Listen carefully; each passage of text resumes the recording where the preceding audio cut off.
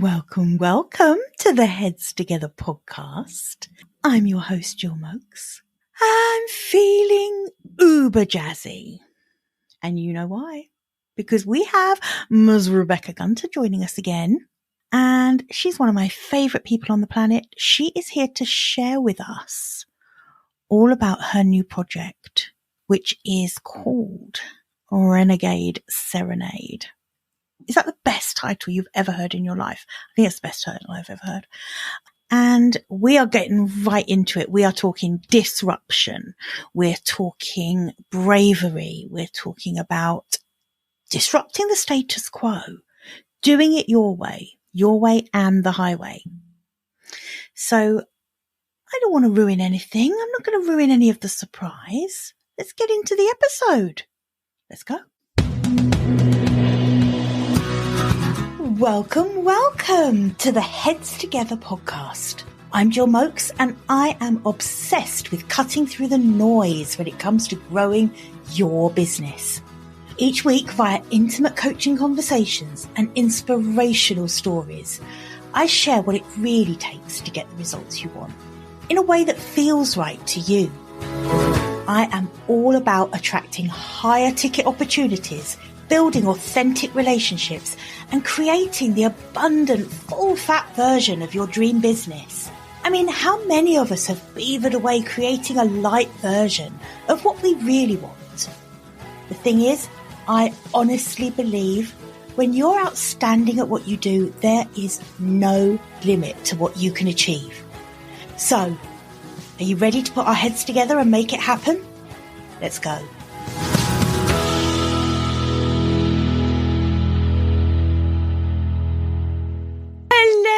Rebecca Gunter. Jilliant and resilient. That's what my theme for today. Jilliant and resilient. Oh my God, that's fantastic. I'm stealing that. You should. It's the name of an episode you star in on a little show called Business in the Raw. I'll put a link in the show notes, by the way, everybody. You should. You should. It's one of your special episodes. As a resident coach in residence, I like. For anyone who does not know what we're talking about, Business in the Raw is a serialized journey, one woman's brand venture to build a business and carve out a personal brand for herself. And Jilly, you are a resident coach over there. And Jilliant and Resilient is the name of episode 7.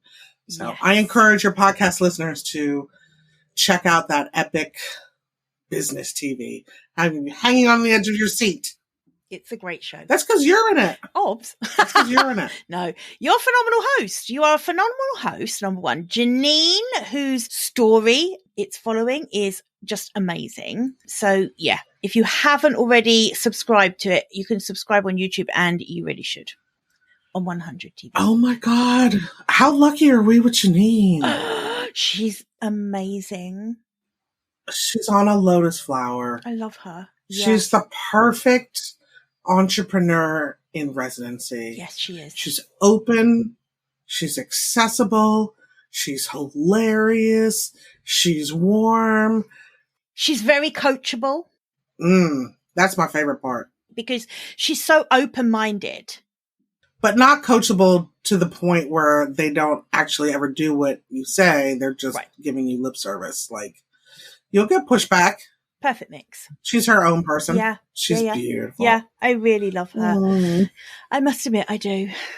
We didn't come here to talk about business in the Raw. Well, we didn't. We came here for you to tell me all about, because you know, obviously, every time you ever do anything new, I have to know everything about it.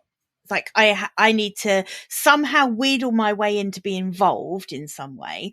And then I have to get you onto the podcast to tell us all about it, because my listeners to this podcast, they know you as well now. You've been on a few times to the podcast. And I hope so. Yeah. If not, hi everybody, I'm Rebecca Gunter. She's Rebecca Gunter. If you're new here, if this is the first time watching. No, they all know. They all know, I'm sure. Because obviously anyone who listens to one episode immediately goes and binge listens the entire other 60 odd episodes, right? Surely. Oh my God. Yes, mommy. Tell me more. Surely. You're getting me hot behind the collar. Tell me more about how your audience is binging my episode. Obviously, I will link in the show notes to all of the episodes that the amazing Rebecca Gunter has graced her presence on, because she does this little thing called the Heads Together Takeover too. So you've done that a couple of times, haven't you, where you've kind of come on and taken over. I was just about to mention that it's not that you have me as a gracious guest. It's that I barrel in to the Riverside app, full elbows going, and take over your podcast whenever you politely allow me to. Always. I love it. It's so fun. Yeah, it is. If you're listening and if you've got a podcast, or if you are someone who loves to guest podcast, because we know that leveraging other people's audiences is just such a good strategy, in my opinion, for getting your thing in front of a bigger audience, so leveraging other people's audiences. Why not try this strategy? If there's a podcast that you absolutely adore, why not reach out and say, listen, can I do like a little takeover episode? And quite often, I think hosts love this. When Rebecca does it with me, I mean, you'll need to get to know them a bit first and warm up that relationship, because we know each other well. So it works quite easily. Have a think about it. It is something that other people could definitely explore doing. I'll add to that, particularly if you have your own platform, and you can either do a takeover, or another idea I love is a switcheroo. Yes. Where intentionally on a week, we're just kind of swapping. So you'll have to come on Stone Fruit Roll Up and do a switcheroo. Yeah, definitely. That'll be fun. We haven't experimented with that yet. Yeah. I think though that if you're so good at, for the audience listening at home, you're so good to remember that there are people actually listening. I do this. I mean, I'm doing this because I want to talk to you, but I'm really doing it for you lot. Just don't tell her. They're just waiting for medium jazzy. That's what they're waiting for. Medium jazzy. I'm feeling very jazzy this week. I think, honestly, when I do actually record so insider tip here, I don't actually record the intro until after I've had the conversation with a guest, because you don't always know where it's going to go. So I like to do the intro after I've had the conversation. Now, that's the magic of podcasting. I know. I feel like I've just let out some sort of magician's secret, and I'm going to get struck out from the magician's circle or something. But I think it's fair. I don't think it's a secret that podcasts Surely are edited and constructed. Exactly. So, yeah. So that's when I decide how jazzy the episode is. You see? This one will be uber jazzy. Do you have a jazzometer? Maybe we'll now. Now that I've found the special effects in Riverside, all sorts of crazy shit like that could be happening. There could be like a jazzometer, drum rolls. Like I probably will go over the top. So if you're listening and you find like you're literally deafened in the intro to this episode with my newfound talent for special effects, I apologize in advance. Except this isn't in advance because you'll have already heard it. There's no escape. Through the magic of podcasting. Exactly. You did mention Stone Fruit just now, which is different to Business in the War, because Rebecca, the greedy little monkey, has 2 YouTube shows. One is Business in the War. I blame you. I know, it's all my fault. The other is Stone Fruit Roll Up. So this one is a very, very fun show. Can I tell the audience what it's about, or would you prefer to? Oh my God, I wish you would. Now I'm just going to sit back and listen to. It's like listening to toasts at your wedding. It's just that because you won't do it justice, because you won't gush over it the way I will. And Stone Fruit Roll-Up is such. You're right, girl. You're right. It's such a clever concept. So Rebecca set out. She was like, we had a conversation, and I was coaching her around visibility. And saying, look, okay, I get it. I get that you don't love being on social media and all that stuff, but you need to increase your visibility. We all want to sell something to clients. Clients need to know about us, right? So Rebecca said, right, okay, yeah, but I could do video. I mean, I like doing video, and she's very good at doing video, as you'll see when you tune in. But Rebecca is also very keen on doing things in a really meta way, which I just bloody love. Meta is better. Meta is better. So she created Stonefruit Roll Up, and it's like a watch along on starting a YouTube channel. So it's a YouTube show about starting a YouTube show. It's so meta. It's so good, but it's got a bit of fun thrown in with it as well. But in it, she interviews some of the people that supported her on setting it up. So there's like Paul King, who was, really instrumental in helping her with her tech side of things and the audio and the visuals, and people like Jodie, and you would go on and see, you'll see there's loads of people, and Taylor Campion with the whole concept. So again, I will put the link in the show notes, because you will want to go and explore that one as well. And we have some really fun episodes on there as well, don't we? Oh my God, it's so fun. It's like it's just a kind of a content sandbox right now. Every single show is in like, and now you open this app and here's the ring light you need. Some of them are like that. So if you're building your own show at home and you kind of want to follow the bouncing ball, right, and you want to pull back the curtain on people who kind of launch with a finished product, there's something out there for you. But there's also a bunch of experimental shows where we're just either having fun or having a quality conversation in a different way to see what feels right to us and to the audience. And every once in a while, speaking of takeovers, every once in a while you take over the Stonefruit Roll-Up with our boy Tony Parecco and do a little thing we call UK All Day. What is that? So UK All Day is one of my favorite things to do. It's where Tony, who is an amazing podcast producer, and I get into our crazily weird, usually very strange conversations about the differences between the US and the UK. So Tone always has really good questions to ask me about. So one of the episodes was, he was like kind of obsessed with our pageantry and our lords and ladies and knights and dames and, how all of that works, so, which was a terrible subject to ask me about because I didn't know. So I ended up making up most of the answers. But to be honest, he didn't know what the right answers were anyway, so it didn't really matter. But he just now has a really fucked up impression of how our royal family works. Actually, yeah, that's probably fairly true. But yeah, it's very funny and worth tuning in to those as well. I just love them. I love them. In fact, you're doing one this week with the gracious, hopefully with the gracious Becky Benfield Humberstone. Yes. Who will you'll have a threesome. It's a threesome I can get into. And Saturn is producing that one all on their own. And I've seen some banners and some titles that are just really, really hilarious. One of yours is Jill Moak's champion of a shiny tricycle. I love it. I'm up for all of that. Jill Moak's, in defense of the and. Adorable little banners and things. So that's going to be a really fun one. It's fun. I encourage anybody who's listening at home who is doing some sort of content to have a space.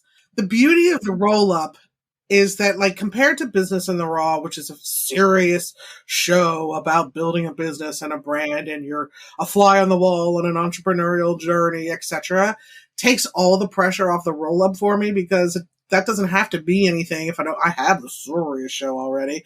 So you can just have fun and experiment and get your 15-year-old to do some production and breathe some life into it. Talk to people about all kinds of crazy topics and serious ones as well around storytelling. So having a place to experiment and have fun, I think, is the key to keeping your brand fresh and alive and not kind of stuck in the same old business as usual bullshit. I really love that. And you've just given me, like, as you know, and listeners will know because the first episode is now up on it, and I'll pop the link in the show notes to this as well, of course. I have my own YouTube channel now as well. So I'm experimenting more with video, which I'm really, really enjoying. And kind of wish I'd done ages ago. Smash that like and subscribe button, Jilly. Please like and subscribe to my stuff. Thank you. Please. Yes.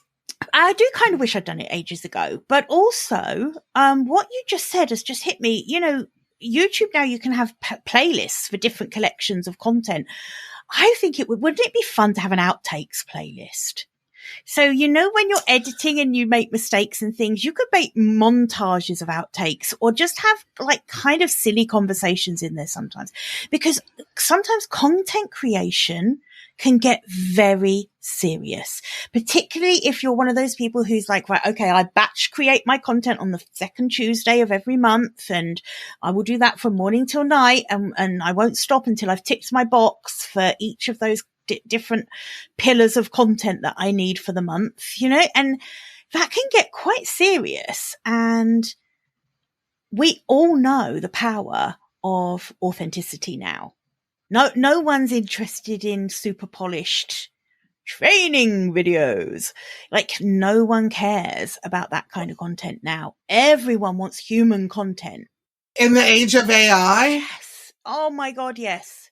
I just want everyone to stop whining about ChatGPT. Stop whining about it. Use it. It's a brilliant tool. It's really great. Use it to give you some ideas. Use it for research. And then get on video and show the real you, because ChatGPT can't do that.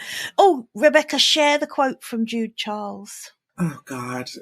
Who, by the way, put the link in the show notes as well for Jude's Stone Fruit Roll-Up. He doesn't quote it on his episode, but when I saw him speak on stage, he said, you can pretend to care, but you can't pretend to show up.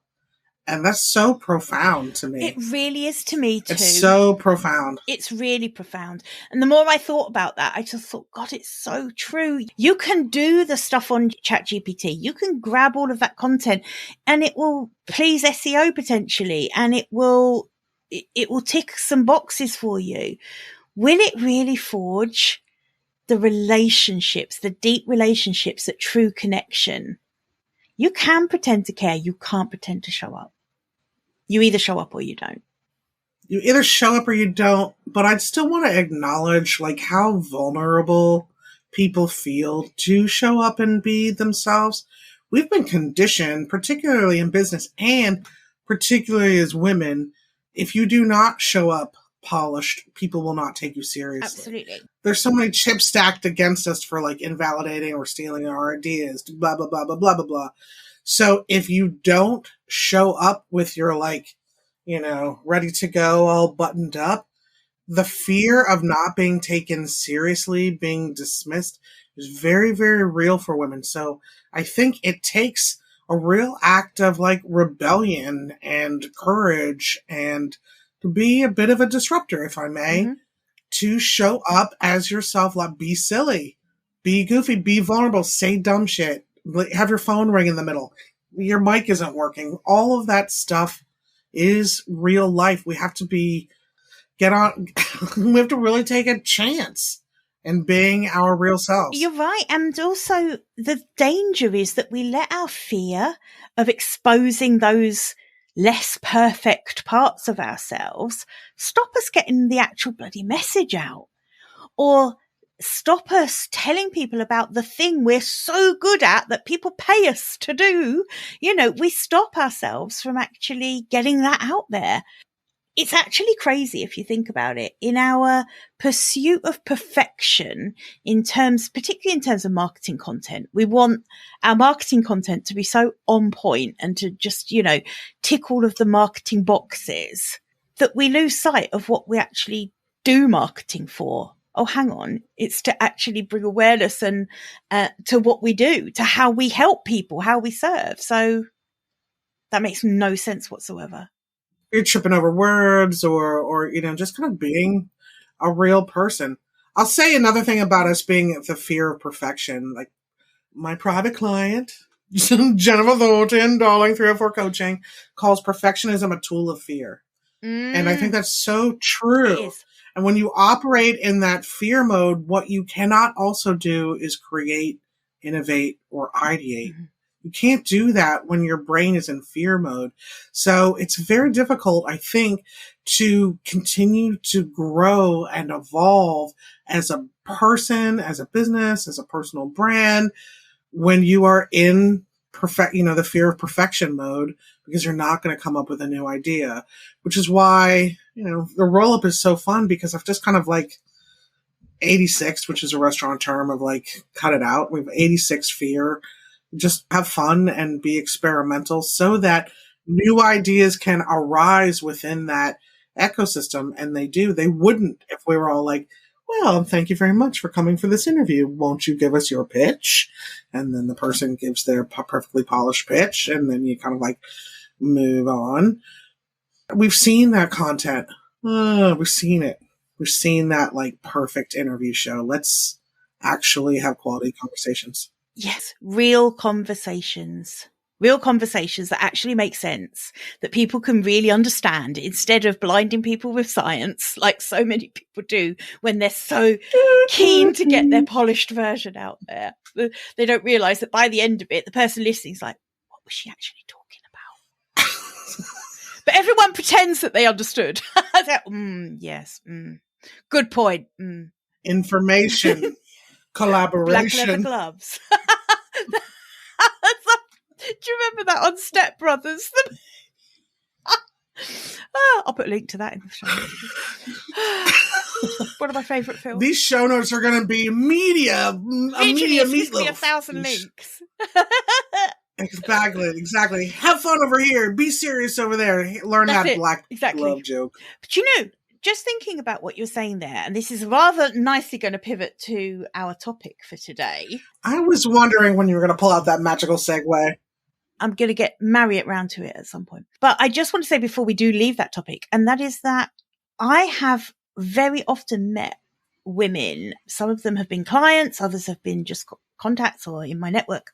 Women with really amazing, disruptive, daring, crazy ideas that should be in the world that they cannot give birth to because of that fear of perfectionism, because of the fear of, if I don't position it right, if I don't get it out there perfectly, then I can't do it at all. It's too important to me, And I think this is really something that happens a lot with women who would consider themselves kind of purpose driven, their mission, their thing is so important to them that the thought of getting into the world in anything less than its best possible iteration is kind of too terrifying.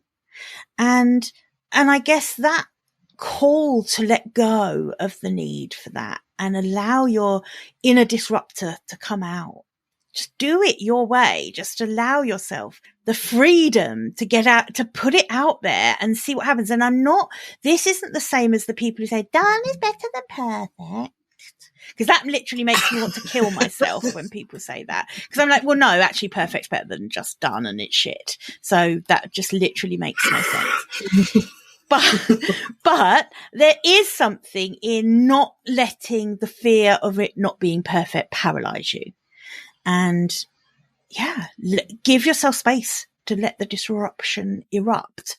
It's important, I think, to honor the real world pushback that keep people from launching their disruptive ideas into the world. It is perfectionism being a fear of it, but also what it takes to swim upstream is no joke. Every single person you talk to doesn't believe you for a really, really long time. You don't believe yourself half the time that this is even a thing.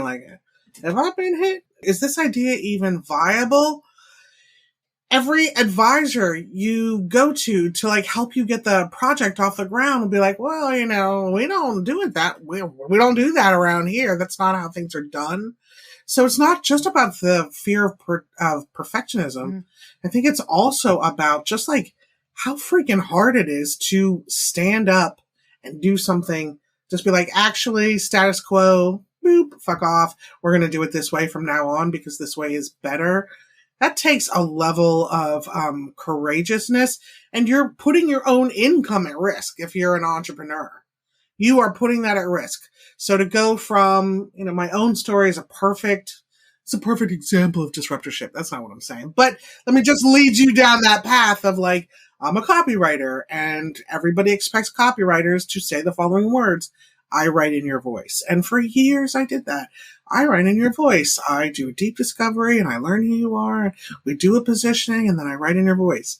I don't write in anybody's voice but mine. And I've never written in anybody's voice but mine. But I was afraid to say that because I thought the client needed to hear, I write in your voice. And then, sadly, when we would get to the copy, the client would say, I wouldn't actually say that. Right. Even though the brand might actually say that, or it's a stronger piece of copy, or the messaging is better.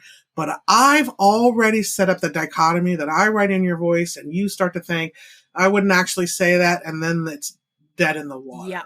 Yeah. But for me to come on a sales call with a prospect and for them to say, wow, your style is unique. And for me to say, it's not for everybody. You either love it or hate it. Oh, and full stop. That is the key, because it isn't for everybody. It isn't for everybody. And that's the key. But it takes a leap of faith to get from I write in your voice to you either love it or hate it, because people are going to choose hate it. Yes, they will. And you're going to lose the sale, but for good, great. But that takes, a solid, just a little bit of a solid financial footing where you aren't desperate for the sale. It takes a level of confidence to be bless it and let it go. It is a courageous act to be disruptive. So now you can cue that drum roll, because can I do the drum? Add your own drum roll here. Audience at home, add your own drum roll. Yeah. Okay. Hold on, audience. This is a DIY drum roll. This is a DIY drum roll because Jill has not been able to master. Yes, that's right. I am talking about myself in the third person. Jill hasn't been able to master the special effects this week, so she's doing a DIY drum roll. Here we go. Shoot. This is a communal participatory podcast. If you are the kind of person who has made that disruptive leap, or you have smashed the status quo, or you have stood on your hill as a champion for no more to business as usual, if you are a maverick, unconventional, or a disruptor, and you have actually done that thing, I want to hear your story. I want to hear your story. So this is a call out. This is an invitation. Tell me more. An invitation to a project that I'm calling Renegade Serenade. Oh. A love song to the maverick and to the disruptor. I love it. I'm collecting stories from and for brave, strong, and courageous women who are doing it their way. I'll have to say for the greater good, because generally a disruptor has a damn good idea to do it differently. Yeah. And I want to hear those stories. I'm collecting them for a delicious book, which I cannot wait to sink my teeth into, and a companion podcast. So, I mean, who isn't going to want to be part of that? When you first told me about this project, I was just... It was kind of your idea. I was... No. I mean, I want to take credit for it. Trust me. I really want to take credit, but this was you. I'll give you 20% credit for it. I'll take the 20% credit. I will actually take the 20% credit. There you go. More like 25. Don't tell us.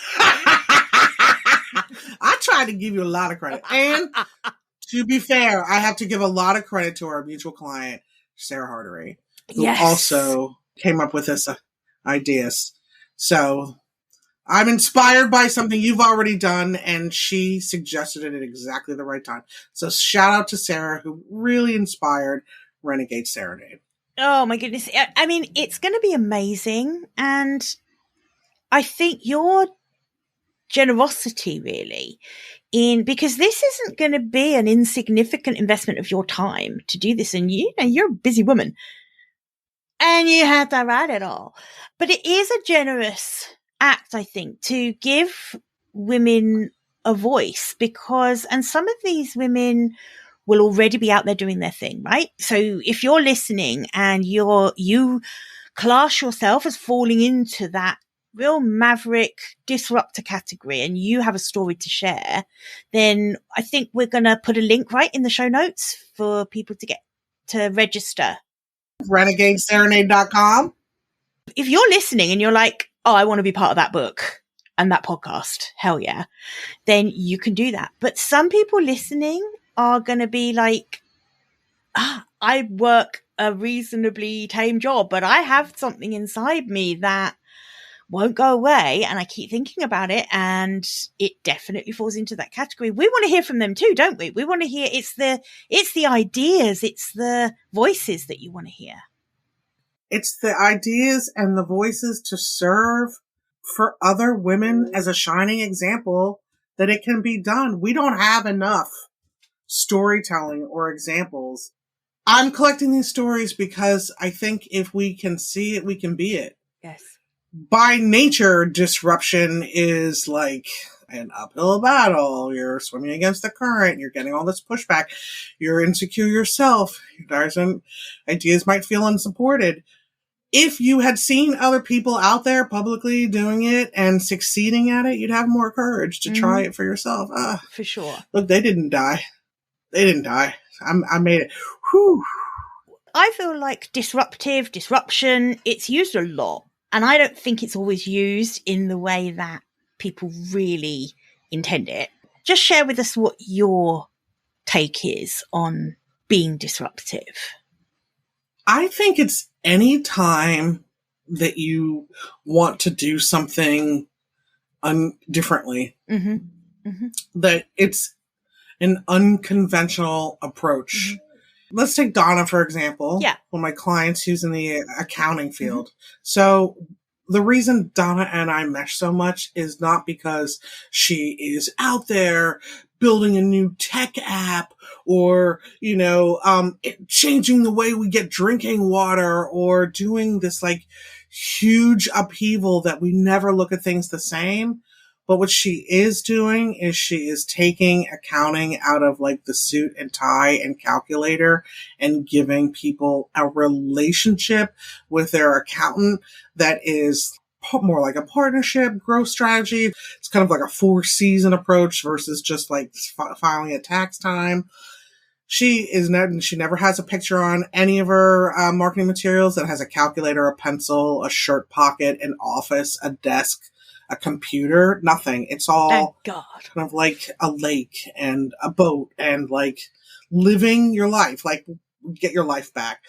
To me, Donna's like a beautiful disruptor because you don't have to change the world, but you do have to change your world. You have to say, the suit and tie, pocket protector, calculator image of an accountant is not for me, and that's not the clients I want to attract. So to me, she is a real disruptor. Our mutual friend and colleague, Irene. Yes. She's a disruptor because she took a very, very rigid family tradition and expectation and like really had to carve a path to do it her own way despite tons and tons of pushback.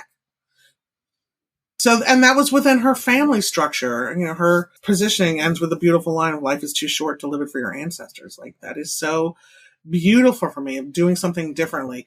You can be a disruptor in your own life. If you're pivoting, if you're reimagining your career, if you're taking your personal brand kind of in a new direction, to me, you're kind of disrupting your own life. Right. It takes courage to do that. God, it takes a lot of moxie. It really does. And I'm really glad that you've given us this kind of explanation really around disruption, because I do think disruption has almost become a little elitist. It's almost like there's a hierarchy of disruption. I can't think of a really good example now, but if you're not really kind of doing something utterly outrageous, then are you really being disruptive or are you a disruptor? And I think it's really important that we don't do that.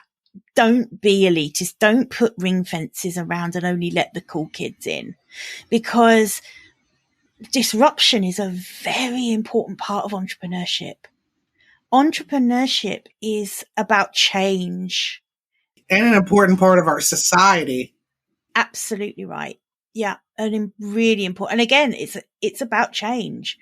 We don't want to keep doing the things the way they've always been done, because there often is a better way, and we want to keep bringing that out over and over again.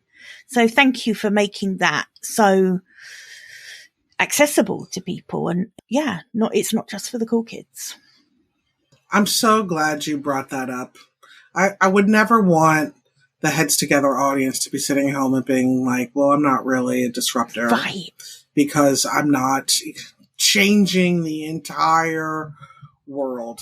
That's it. You're solving a problem your way. And if that way is completely unconventional and everyone else is telling you like, ha, okay. If no one is really believing you in the beginning, that's a KPI, a key performance indicator of your disruptor status. If you're facing pushback and going forward anyway. Those are the stories I want to hear. I was either successful, kind of either playing by the rule book or, I'm making a go of it playing by the rule book. I saw a better way to move forward. So you're going along, you're swimming along the current. Business as usual. You've learned it from the books or you've done a bunch of education.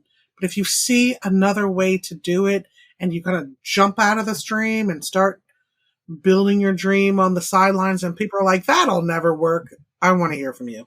I want to encourage other people. God, I love that. I think it's worth saying as well at this point that if you're committed to an entrepreneurial journey, which isn't easy, it's not easy, right? It's way easier to go and get a job. Way easier. Don't start a business because you want an easy life, because it's true. Running a business is hard. It's pleasurable. It's fabulous. It's incredible. It's fulfilling. It's wonderful. I would never want to do anything else. Is it easy? No. It's eat what you kill. That is intense. It's eat what you kill. Exactly right. And I think people who have gone into it thinking it's going to be easier than it is are often those people who always think there's a blueprint or a template or some magic formula for a business. And I really want people to understand part of my mission is to stamp out some of these guru-led fantasies about, passive income and selling all this shit. But the thing is, when you think there's going to be the perfect template or blueprint or person that you can completely and utterly replicate what they do, you will invest a ton of time looking for that. A ton of time where you could have been taking out a blank sheet of paper and saying to yourself, if I were to just do this my way, what would that look like? What would my intuitive next step be? What would I write to get this message across? What would I say into a camera to get my own message to someone? And I think we don't do that. So for a lot of time, people, particularly, you've said this to me before, because I still have a tendency to do this sometimes. And that is, you end up spending a ton of time getting ready to get ready. And this happens a lot with people who are searching for that elusive template or blueprint for their entire business so that they can just replicate exactly the success that someone else had. And disruptors don't do that. Disruptors dare to do it their way. And that is why we see incredibly successful business owners. I will guarantee they haven't got that success by following someone else's template or blueprint or magic formula. So I've gone off on a little bit of a tangent there, but I think it's really important to remember why, as an entrepreneur, it is so important to embrace this disruption and to do things your own way. And this is one of the reasons I just love this project. Honored this discomfort. Let's just say you did what you just said. You took your own blank piece of paper, you wrote your own way, you did the thing. Now you have to sit with it until that idea starts to take shape or popularity or whatever. That is a very uncomfortable place to sit when you have decided, no, we're not doing it that way anymore. As human beings, as like Homo habilis habilis, or Homo sapiens sapiens, as human beings, we don't want to take risk because our brains are hardwired for safety and security. We're seeking safety, we're seeking approval, or we're seeking control. Those are our three modalities. And disruption messes with control. It messes with safety because now you have to say you either love it or hate it and watch people walk away. Yep. And it messes with approval because accountants don't wear ties. What? Accountants don't talk about your tax saving dollars in a way that is completely unapproachable. That's crazy. Executive leadership coaches don't lead with curiosity. They're the ones imparting all the information. How dare you say you don't have all the answers? So it messes with your ability to have acceptance. So those three basic human needs are threatened at all times when you're a disruptor. And that's why I want to hear these stories. Show me how you've done it so we can show other people. Inspire yourself with your own story. Sometimes you don't even have the words to know how inspiring you are. Inspire yourself with your own story. God, I love that. I think you just wrote a tagline. I just wrote a tagline. I think you did. You said it. I really love that. I'm being kind because it's your podcast.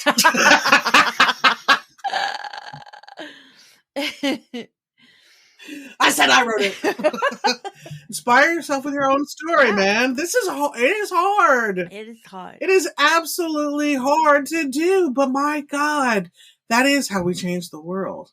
That is how we stop doing it the same way. Yes, it is. And that is how we get better. It's how we make the world better. It's how, as a society, we can heal ourselves. We just need more people to be braver and to disrupt for good. That's what we need. Disruption for good. God, I love that. That's so awesome. What would it have been like for us if we had had a shining example of entrepreneurial journeys that were of a disruptive nature versus like the blueprint of a business? Wouldn't we have saved so much time?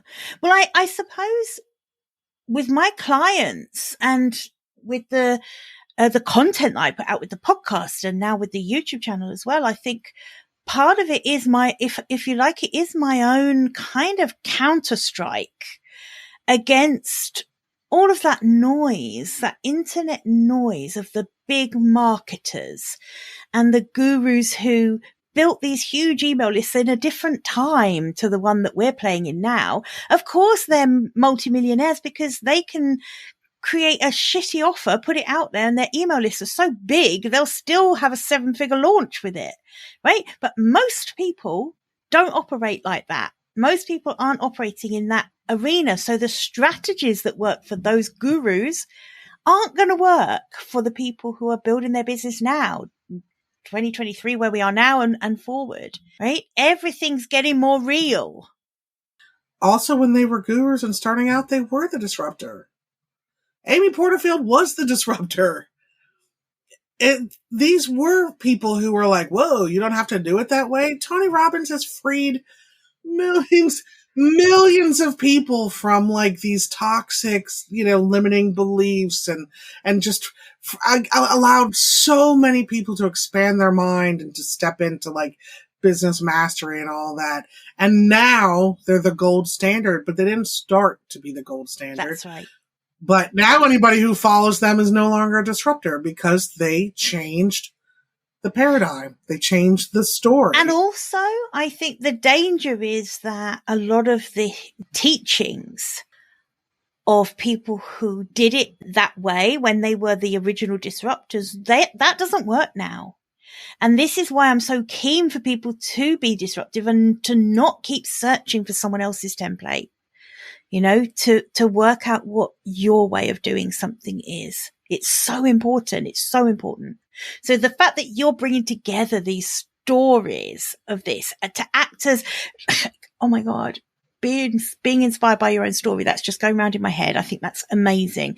But also to inspire other business owners. You just said you've got to see it to be it, and I think some of that is true.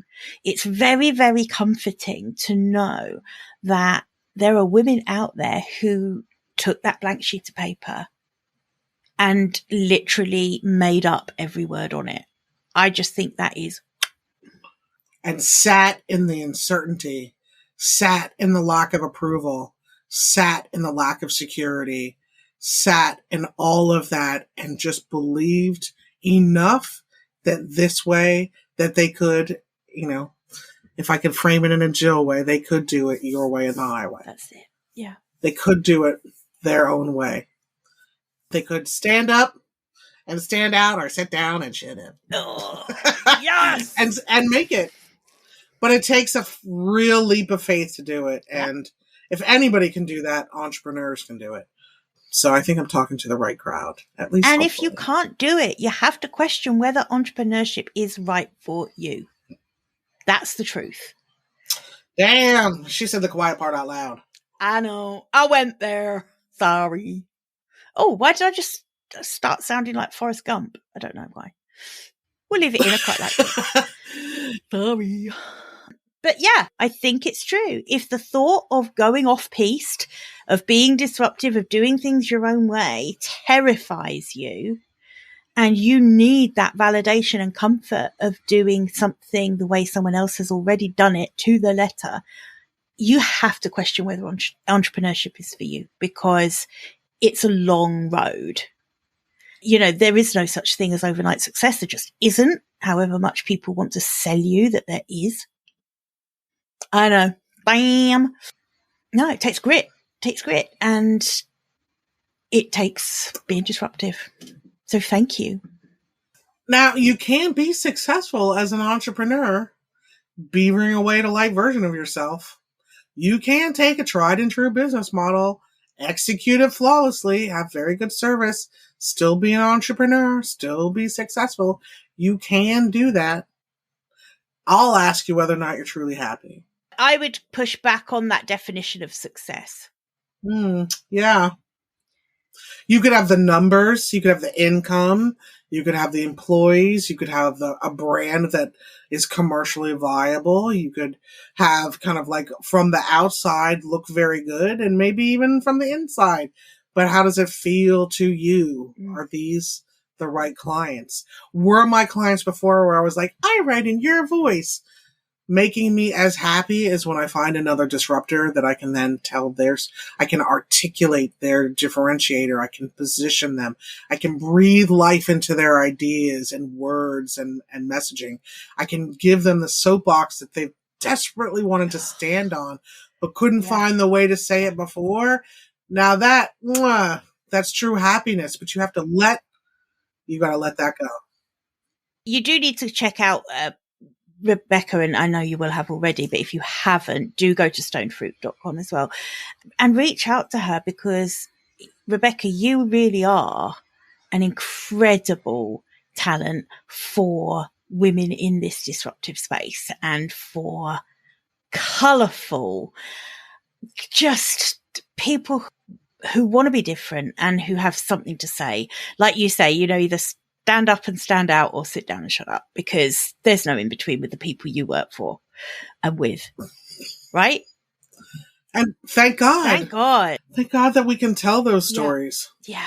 And because the words are really important. And particularly as women, we're really culturated to not be boastful. We're really conditioned to take a very kind of even tempered tone.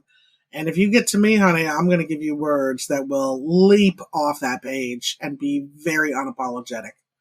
Bold, exciting, no apology necessary. And sometimes a facilitator, well, you and I know it really almost always takes a facilitator who can bring that to life for you and articulate it. It does. Absolutely right. The things that the words that you provide, I like to think of myself as a reasonably good writer, but I have to say that there are times when the words you've given me to represent the message I want to get out there, those tend to be the words that stick with me and I still use in my business over and over and over. And they are little snippets that are just, God, I can't even explain it, because it will be a handful of words that you've just curated together to form this most powerful sentence, just more than I could ever have come up with on my own. And I just thank you for that every day, because I just use that content all the time. The honor is mine.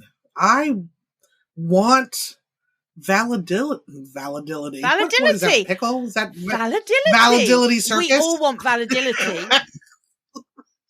But I've heard you can get cream for it now.